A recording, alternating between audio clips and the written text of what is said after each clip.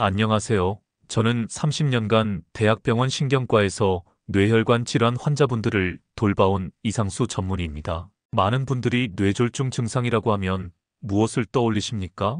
얼굴이 한쪽으로 마비되거나 말이 어눌해지는 증상을 생각하시죠? 맞습니다. 그것도 분명 중요한 신호입니다. 하지만 여러분, 그보다 훨씬 더 빨리, 더 먼저 나타나는 위험 신호가 있다는 사실을 아십니까? 바로 다리에서 시작되는 작은 변화들입니다. 그래서 오늘은 바로 뇌졸중, 뇌경색이 오기 전에 우리 몸이 보내는 마지막 경고 신호에 관한 내용을 자세히 알려드리려고 합니다. 제가 지난 15년간 수많은 뇌졸중 환자분들을 진료하면서 발견한 놀라운 사실이 있습니다. 거의 대부분의 환자분들이 실제로 쓰러지기 며칠 전, 심지어 몇 주 전부터 다리에서 이상 신호를 경험하셨다는 것입니다. 그런데 문제는 무엇입니까? 바로 이 신호들을 대수롭지 않게 넘기셨다는 겁니다. 나이 들어서 그렇겠지. 요즘 좀 피곤해서 그런가 보다. 무릎 관절이 안 좋아서 그런 거야.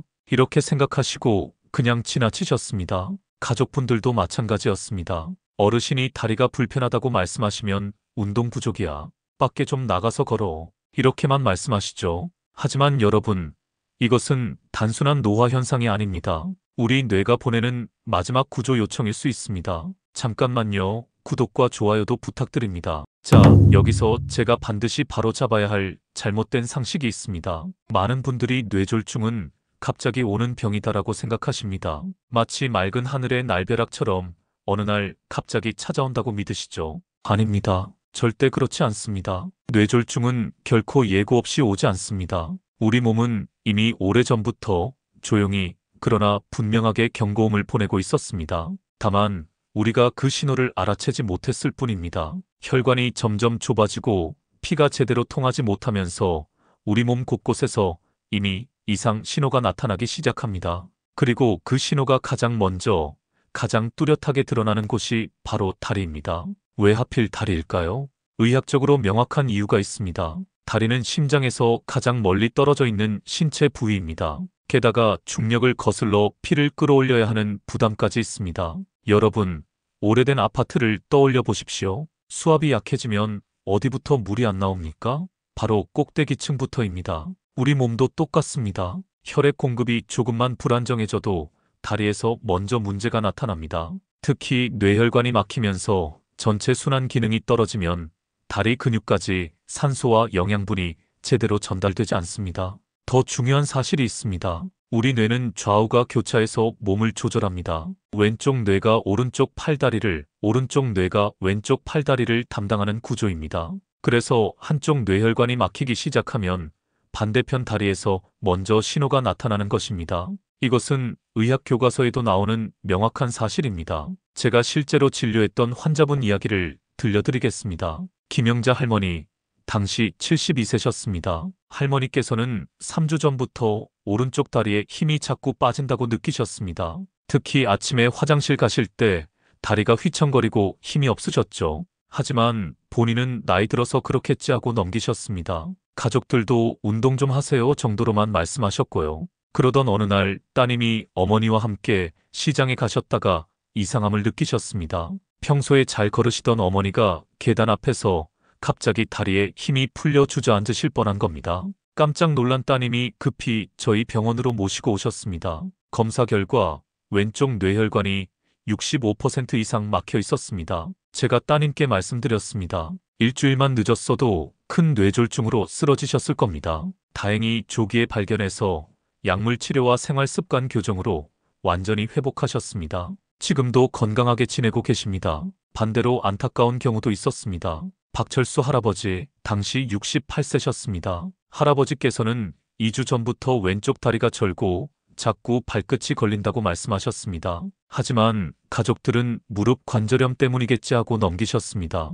병원에 가자고 해도 괜찮아, 나이 들면 다 그래 하시면서 거부하셨죠. 그러다 어느 날 새벽 화장실 가시다가 갑자기 쓰러지셨습니다. 급히 응급실로 오셨을 때는 이미 오른쪽 뇌에 큰 경색이 진행된 상태였습니다. 할아버지는 다행히 생명은 건지셨지만 왼쪽 팔다리에 마비가 남았습니다. 지금도 휠체어 생활을 하고 계십니다. 할아버지께서 제게 말씀하셨습니다. 선생님, 그때 다리가 이상하다고 느꼈을 때 바로 병원에 왔어야 했는데 너무 후회됩니다.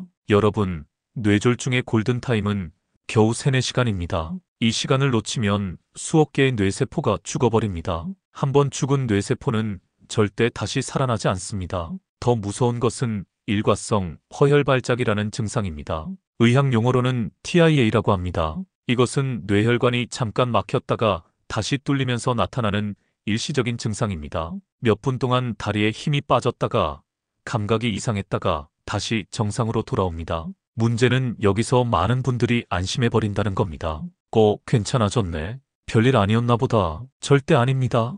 의학 연구에 따르면 TIA를 경험한 환자의 약 70%가 3개월 이내에 실제 뇌졸중으로 진행합니다. 그중 절반은 단 48시간 안에 발생합니다. 다시 말해 증상이 사라졌다는 것은 괜찮아진 게 아니라 더 큰 뇌졸중이 곧 온다는 마지막 경고인 것입니다. 그렇다면 다리에서 나타나는 뇌졸중 전조 증상은 구체적으로 어떤 것들이 있을까요? 제가 15년간의 임상 경험을 바탕으로 정리한 3가지 핵심 신호를 말씀드리겠습니다. 이 중 단 하나라도 경험하셨다면 반드시 병원에 가셔야 합니다. 첫 번째 신호는 한쪽 다리에 갑자기 힘이 빠집니다. 계단을 오르는데 갑자기 한쪽 다리에만 힘이 풀려 주저앉을 뻔한 경험 있으십니까? 의자에서 일어날 때 유독 한쪽 다리만 힘이 안 들어가는 느낌 받아보셨습니까? 여기서 핵심은 한쪽이라는 점입니다. 양쪽 다리가 함께 약해지는 것은 단순 근력 저하일 수 있습니다. 하지만 한쪽만 갑자기 힘이 빠진다면 이것은 뇌에서 오는 신호입니다. 운동 부족으로 다리가 약해지면 걸으면 걸을수록 점점 지치는 양상으로 나타납니다. 하지만 뇌혈관 문제로 생기는 힘 빠짐은 갑자기 뚝 떨어지듯이 나타납니다. 쉬어도 금방 회복되지 않고 같은 쪽에서 반복된다면 이것은 단순한 근육 문제가 아닙니다. 뇌에서 다리로 내려가는 운동 신호에 문제가 생긴 것입니다. 두 번째 신호는 다리가 저리고 감각이 이상합니다. 발바닥이 무뎌져서 뜨겁고 차가운 것을 잘 느끼지 못하십니까? 많은 환자분들이 이렇게 표현하십니다. 맨발인데 양말 신은 것 같아요. 발바닥에 솜을 깔고 걷는 느낌이에요. 여기서 중요한 점이 있습니다. 이런 저림이 허리 디스크나 말초 신경 문제와는 다르다는 것입니다. 허리 디스크로 오는 저림은 발끝에서 시작해서 발목, 종아리로 서서히 올라갑니다. 마치 양말 신는 범위처럼요. 그리고 허리를 숙이거나 오래 앉아 있으면 심해지고 자세를 바꾸면 좀 나아집니다. 하지만 뇌혈관 문제로 오는 저림은 전혀 다릅니다. 한쪽 다리에만 갑자기 나타나고 자세와 상관없이 계속됩니다. 이것은 발 자체의 문제가 아닙니다. 감각 신호를 처리하는 뇌의 감각 영역에 혈류가 부족해서 생기는 것입니다. 뇌가 신호를 잘못 해석하는 겁니다. 세 번째 신호는 다리를 끌면서 걷게 됩니다. 의학 용어로는 조카수라고 합니다. 정상적으로는 발목 근육이 발끝을 들어 올려서 걸을 때 바닥에 걸리지 않게 해줍니다. 하지만 뇌에서 내려오는 신호가 제대로 전달되지 않으면 발목을 들어 올리는 힘이 약해집니다. 그래서 걸을 때 발끝이 바닥에 끌리게 됩니다. 걷는 소리가 탁탁탁하고 달라지고 신발 앞부분이 한쪽만 유난히 빨리 닳습니다. 문제는 본인은 잘 모른다는 겁니다. 대신 가족들이 먼저 알아차립니다. 요즘 아버지 걸음걸이가 이상해. 발을 끄는 소리가 나. 제가 진료했던 한 환자분은 아내분이 신발 앞창이 한쪽만 이상하게 닳는다고 해서 병원에 오셨습니다. 검사 결과 작은 뇌경색이 발견됐고 조기 치료로 큰 사고를 막을 수 있었습니다. 이처럼 걸음걸이의 작은 변화가 사실은 뇌가 보내는 중요한 신호일 수 있습니다. 자, 여기까지 다리에서 나타나는 3가지 뇌졸중 전조 신호를 말씀드렸습니다. 혹시 이 중에서 경험해 보신 증상이 있으십니까? 단 하나라도 해당된다면 절대 가볍게 넘기지 마시고 반드시 병원에 가셔야 합니다. 하지만 여기서 끝이 아닙니다. 이제부터는 희망적인 이야기를 드리겠습니다. 뇌졸중은 무섭지만 세계보건기구 WHO의 공식 발표에 따르면 환자의 80% 이상은 생활습관 관리만으로도 충분히 예방이 가능합니다. 지금부터라도 시작하면 늦지 않습니다. 제가 30년간 환자분들을 진료하면서 확인한 실제로 효과 있는 방법들을 말씀드리겠습니다. 첫째, 혈압 관리가 가장 기본입니다. 혈압은 가능한 120, 80 mmHg로 유지하는 것이 이상적입니다. 고혈압이 있으신 분이라면 적어도 130, 80 정도를 목표로 관리하셔야 합니다. 매일 같은 시간에 혈압을 재고 기록하는 습관이 중요합니다. 특히 아침에 일어나서 30분쯤 지난 후 측정하는 것이 가장 정확합니다.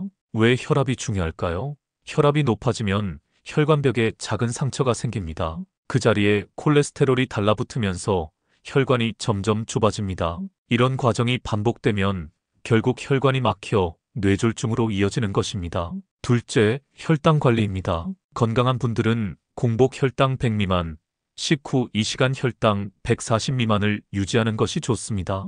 이미 당뇨가 있으신 분들은 의사와 상의해 목표치를 정해야 하지만 일반적으로는 공복 혈당 130 미만, 식후 2시간 180 미만을 권장합니다. 혈당이 높으면 혈관벽이 점점 손상되고 그 결과 뇌졸중 위험이 최소 3배 이상 높아집니다. 당뇨 환자분들은 혈당 조절이 곧 뇌혈관 보호라고 생각하시고 꾸준히 관리하셔야 합니다. 셋째, 콜레스테롤 관리입니다. 특히 LDL 콜레스테롤, 흔히 나쁜 콜레스테롤이라고 부르는 수치를 낮추는 것이 핵심입니다. LDL은 혈관벽에 달라붙어 기름 찌꺼기를 만들고 결국 혈관을 좁히거나 막아버립니다.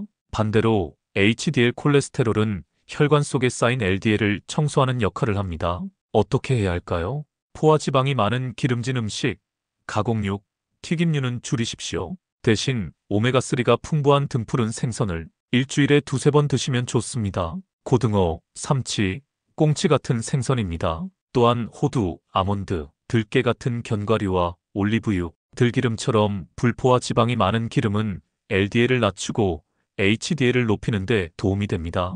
채소와 과일도 잊지 마십시오. 특히 시금치, 케일 같은 녹색 채소와 블루베리, 딸기 같은 베리류에는 항산화 성분이 풍부해서 혈관벽을 튼튼하게 지켜줍니다. 제가 진료했던 환자분 중에 이런 분이 계셨습니다. 이순자 할머니, 당시 69세셨습니다. 할머니께서는 오른쪽 다리가 자꾸 저리고 힘이 빠진다고 병원에 오셨습니다. 검사 결과 왼쪽 뇌혈관이 50% 정도 막혀 있었습니다. 아직 뇌경색은 오지 않았지만 시한폭탄을 안고 계신 상태였습니다. 저는 할머니께 약물 치료와 함께 생활습관 교정을 권했습니다. 매일 아침 들기름 한 숟가락, 양파 반 개, 그리고 30분 빠르게 걷기를 실천하시라고 말씀드렸습니다. 할머니는 정말 성실하게 따라하셨습니다. 3개월 후 다시 검사했을 때 혈관 협착이 40%로 줄어들어 있었습니다. 다리 증상도 완전히 사라졌습니다. 할머니께서 제게 말씀하셨습니다. 선생님, 처음에는 반신반의했어요. 이런 간단한 것들로 정말 좋아질까 싶었거든요. 그런데 정말 좋아졌어요. 이제는 모임에도 나가고 친구들하고 산책도 다녀요. 선생님 말씀 듣고 실천하길 정말 잘했어요. 지금도 할머니는 건강하게 지내고 계십니다. 또 다른 환자분도 소개해 드릴게요. 박영수 할아버지, 당시 71세셨습니다. 할아버지는 왼쪽 다리가 자꾸 걸려 넘어진다고 오셨습니다. 검사 결과 오른쪽 뇌혈관에 작은 경색이 여러 개 발견됐습니다. 이미 작은 뇌졸중들이 여러 번 있었던 겁니다. 다행히 큰 증상 없이 지나갔지만 이대로 두면 곧 큰 뇌졸중이 올 상황이었습니다. 할아버지는 담배를 하루 한 갑씩 피우셨고 짠 음식을 좋아하셨습니다. 혈압도 150에 95로 높았습니다. 저는 할아버지께 금연을 강력히 권했습니다. 그리고 소금 섭취를 줄이고 매일 마늘 2쪽과 양파 반 개를 드시라고 했습니다. 운동도 매일 30분씩 하시라고 했습니다. 할아버지는 40년 넘게 피우던 담배를 끊으셨습니다. 쉽지 않으셨겠지만 가족들의 도움으로 성공하셨습니다. 6개월 후 혈압은 125에 80으로 떨어졌고 다리 증상도 거의 사라졌습니다. 새로운 뇌경색도 생기지 않았습니다. 할아버지께서 말씀하셨습니다. 선생님, 처음엔 담배 끊는 게 죽는 것보다 힘들었어요. 그런데 끊고 나니까 숨도 덜 차고 다리도 훨씬 가볍고 머리도 맑아졌어요. 진작 끊을 걸 그랬어요. 이렇게 생활 습관만 바꿔도 충분히 뇌졸중을 예방할 수 있습니다. 만약 어르신이 갑자기 다리에 힘이 빠져 쓰러지신다면 어떻게 해야 할까요? 첫째, 즉시 119에 전화하십시오. 뇌졸중 의심 환자입니다라고 명확히 말씀하십시오. 그러면 구급대원들이 적절히 대응할 수 있습니다. 둘째, 증상 시작 시간을 기록하십시오. 몇 시 몇 분에 증상이 시작됐는지 정확히 기록해 두십시오. 이것이 치료 방법을 결정하는 중요한 정보가 됩니다. 셋째, 환자를 편안하게 눕히십시오. 머리를 약간 높게 해주시고 옷을 느슨하게 풀어주십시오. 절대 억지로 일으키거나 움직이지 마십시오. 넷째, 물이나 음식을 주지 마십시오. 삼키는 기능에 문제가 있을 수 있어 살에 들릴 위험이 있습니다. 다섯째, 구급차가 올 때까지 계속 관찰하십시오. 의식 상태, 호흡, 증상 변화를 계속 지켜보십시오. 기억하십시오. 뇌졸중의 골든타임은 3, 4시간입니다. 1분 1초가 소중합니다. 여러분, 오늘 제가 말씀드린 내용이 무겁게 느껴지실 수도 있습니다. 하지만 이제 여러분은 뇌졸중의 전조 증상을 정확히 알게 되셨습니다. 이것만으로도 여러분과 가족의 생명을 지킬 수 있는 강력한 무기를 손에 넣으신 겁니다. 다리는 단순히 우리 몸을 지탱하는 기둥이 아닙니다. 뇌가 보내는 경보 장치입니다. 경보음을 무시하면 화재를 피할 수 없듯이 다리에서 오는 신호를 무시하면 뇌졸중을 피하기 어렵습니다. 하지만 우리 몸은 거짓말을 하지 않습니다. 다리는 뇌의 언어입니다. 그 언어를 이해하고 빨리 대응하면 충분히 막을 수 있습니다. 작은 신호를 알아채는 것, 그것이 생명을 지키는 첫걸음입니다. 그리고 기억하십시오. 뇌졸중의 80% 이상은 예방 가능합니다. 지금부터라도 시작하면 늦지 않습니다. 매일 아침 들기름 한 숟가락, 양파 반 개, 그리고 30분 빠르게 걷기. 이 3가지만 실천하셔도 여러분의 혈관은 훨씬 건강해질 것입니다. 담배는 반드시 끊으시고, 짠 음식은 줄이시고, 혈압과 혈당은 꾸준히 체크하십시오. 그리고 매일 아침 제가 알려드린 4가지 자가 체크를 해보십시오. 이상이 있으면 절대 참지 마시고 바로 병원에 가십시오. 여러분, 주변에 같은 고민을 가지신 어르신들이 계시다면 오늘 이 영상을 꼭 공유해 주십시오. 잘못된 정보로 소중한 골든타임을 놓치는 분들이 더 이상 없었으면 좋겠습니다. 여러분의 작은 나눔이 누군가의 생명을 지킬 수 있습니다. 댓글로 여러분의 경험도 나눠주시면 감사하겠습니다. 저도 이런 증상이 있었는데 병원 갔더니 정말 문제가 있었어요. 하는 이야기들이 다른 분들께 큰 도움이 됩니다. 앞으로도 어르신들의 건강한 삶을 지키는데 꼭 필요한 정보들을 계속 전해드리겠습니다. 오늘 영상이 도움이 되셨다면 구독, 좋아요도 잊지 말고 눌러주시기 바랍니다. 여러분의 건강한 노후를 진심으로 응원합니다. 지금까지 여러분의 건강 주치의 이상수였습니다. 다음에는 더 좋은 영상으로 찾아뵙도록 하겠습니다. 끝까지 시청해 주셔서 감사합니다.